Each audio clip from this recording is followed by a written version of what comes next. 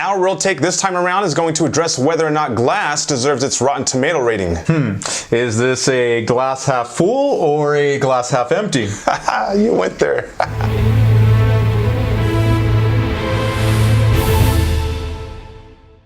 Glass is directed by M. Night Shyamalan and it stars James McAvoy as the Beast, as well as a slew of other personalities. Also, Bruce Willis is back as David Dunn and Samuel L. Jackson as Elijah. We also have newcomer Sarah Paulson playing a psychiatrist. So as we all know, Glass is the third installment following the superhero supervillain storyline that is shaping up in M. Night Shyamalan's head. As we can surmise by the trailers, we have our three main characters, David Dunn, the Beast, we're going to call him the Beast, Horde. and the Horde, and Elijah admitted to a psychiatric facility where they're being evaluated by a psychiatrist who specializes in people who think they are superheroes. Right. There's a specific disorder that she treats. That's about the only plot point that we're going to talk about because, of course, as expected in a Shyamalan film, there's twists and turns. So I'll start off talking about the first two acts, especially the first act. It was very methodical pacing that I thought really took its time to reintroduce the characters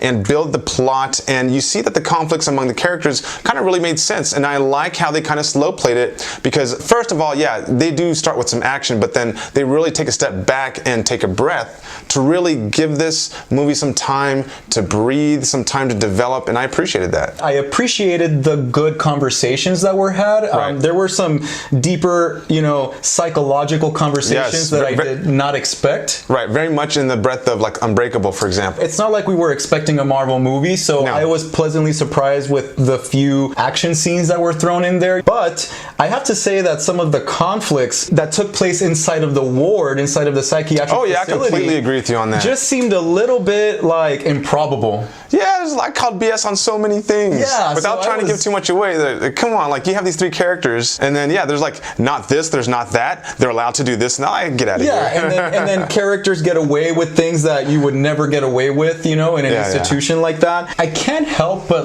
think of Hitchcock when I'm watching a Shyamalan film, and it's hard because I have high expectations for a type of movie like this with so many twists and turns. Right. But I felt that the movie was predictable. I gotta say, the ending I did not expect. I did not expect the movie to end the way that it did. Well, of course, we're going to have a Shyamalan twist somewhere, right? Right.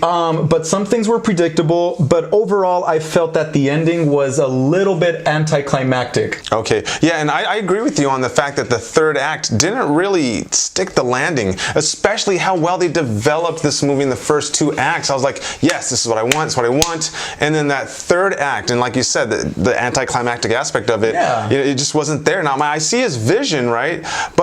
And it's not a bad one, but I think that most viewers will agree with me in that there really wasn't the payoff. There wasn't the payoff, and you had some nice suspense for a while building up, and some slow, methodical scenes. Yes. And then I just don't know how I feel about the third act. Especially the way the trailer built it up. You kind of have this expectation of something happening, and it doesn't quite happen the way you expect it, and it leaves you not so much wanting, but empty. In fact, there was a point in the movie toward the end where I was hoping this particular thing was going to happen, and it didn't. It's like I was hoping this would happen. No. Did this happen? No. Did this happen? To salvage it? No. I was like, dang it. But let's face it, Lenny, this movie should have been called The Beast. Yeah, it should have been called The Beast because, well, McAvoy takes over it, obviously, with his performance. This is McAvoy's show, man. I saw an interview recently with him, and he talked about how he portrayed 20 different personalities in this movie.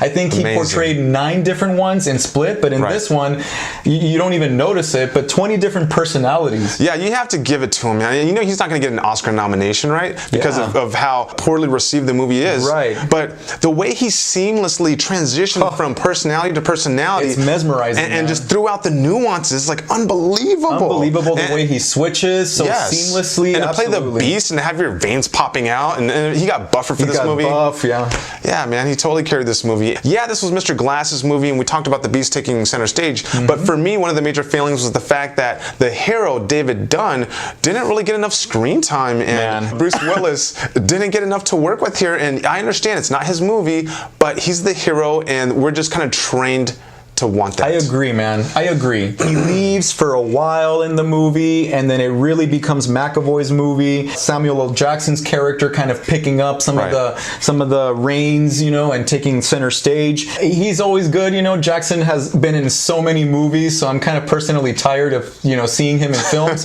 But I found it a little bit annoying that he kept saying like these metacognitive comments, kind of like narrating what's happening in the movie, reminding the viewer as if they're not intelligent enough to figure it out. Hey, this is when the villain does this. Yeah, exactly. This is when the superheroes do this. This is the, you know, That was kind of silly, you know. Yeah. I mean, it didn't bother me the first 1 or 2 times, but after a while, I was like, okay, yeah, I kind of get it. A little too much, you know? I see what they're trying to do. It's his movie. They're trying to really bring that out, really show how he was really, you know, scheming this. But yeah, you want to talk about one of the best characters in this movie? Let's talk about the cinematography. Let's do it. Yeah.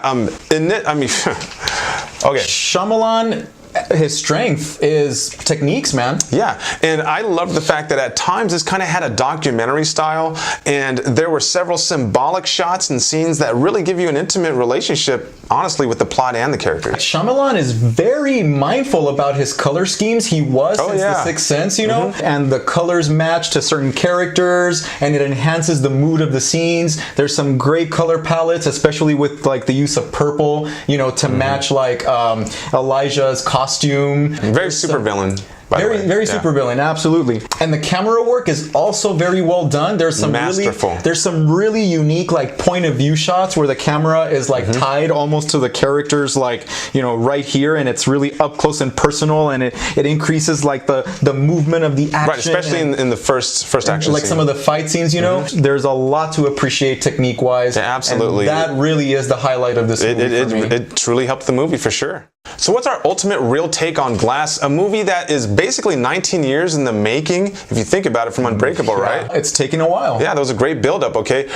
My take is, like I basically said earlier, that I loved the first 2 acts. Third act kind of, you know, kind of fell apart for me. So because of the fact that the hero didn't get enough play and they messed up the climax, which is, you know, the biggest part of the plot, that really brought the score down for me and kept us from getting 4 reels. So I'm gonna have to give this 3.5 reels. Okay, I am a huge fan of Unbreakable, and I also enjoyed Split thoroughly. I think Unbreakable is Shyamalan's 3rd greatest movie, my favorite being The Sixth Sense, and then afterwards Signs. I did not enjoy Glass as much as I enjoyed Split or Unbreakable for sure, and I think that the points that you hit I pretty much agree with. You know, the character of Dunn really needed more screen presence. Poorly done. And poorly done. McAvoy is a joy to watch. Like, that's really one of the highlights, and the techniques are really, really good. Yeah. But for me, I really felt like that ending left me so unsatisfied. It was an interesting attempt, but I just feel like it was so anticlimactic. Because of those reasons, I'm gonna have to give this 3 reels. I can't argue with that. Half a reel under your rating. Yeah.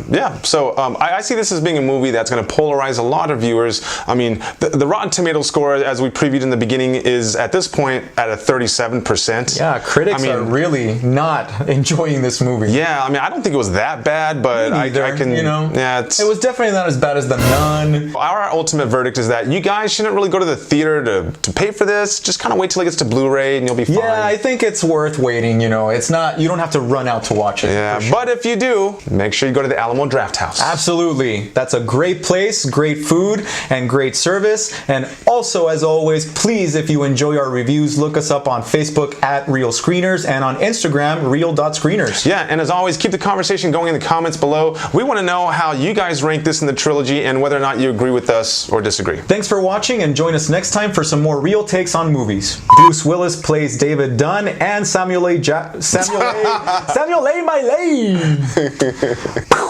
And it stars James McAvoy as the Beast, as well as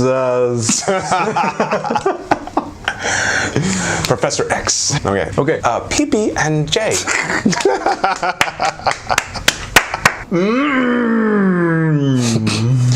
Are you changing into the Beast?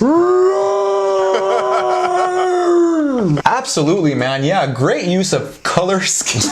I can't say that. And that's all, folks.